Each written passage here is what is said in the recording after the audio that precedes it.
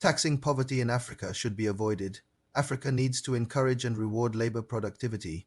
What if the tax systems in most African nations is keeping her poorest citizens trapped? Across Africa, poverty is a common reality for millions. Designing future economic growth and development must carefully review the current tax structures in Africa to establish what is most productive and progressive so far and for the future. Africa has millions of untapped, potentially productive resources for the future, which remains dormant because fiscal economic policies have arguably remained outdated and potentially ineffective. Imagine a market vendor earning $3 on a good day for a family of three. That's 1.6 million naira per year in Nigeria. That's $1 per person per day. Then she pays an effective direct income tax rate of 7.5% and still must pay 7.5% in direct tax as VAT as she consumes.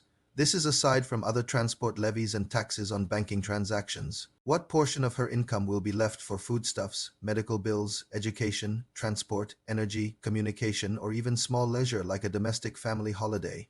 Poverty tax clearly causes stressful economic situations that are avoidable and reduces human productivity, but many governments do rely heavily on taxes. A lot of economic prospects have been attributed to Africa's rising population as Africa has a huge youth workforce. But is that population productively engaged and delivering any promise, or will that population become a social and economic burden that will require higher taxes for social interventions? This is the elephant in the room we are concerned about at Insights on Africa. How does a large but poor population prepare Africa for a prosperous future in the age of rapid technological advancements, incredible robotic capacity, and agentic artificial intelligence power? Should Africa not ensure government efficiency by eliminating wasteful expenditures, inflated spending, and corruption now?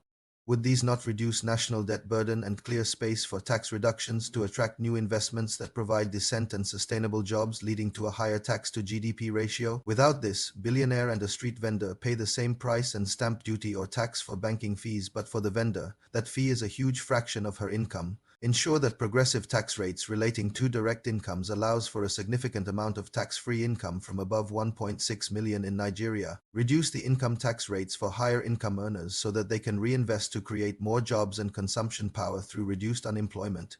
This approach potentially attracts for indirect investments and social mobility. Africa has a massive youth unemployment challenge that is now including higher degrees of personal and corporate debt with less probability for youth employment. These are millions of graduate youths, often with debts already loaded against them.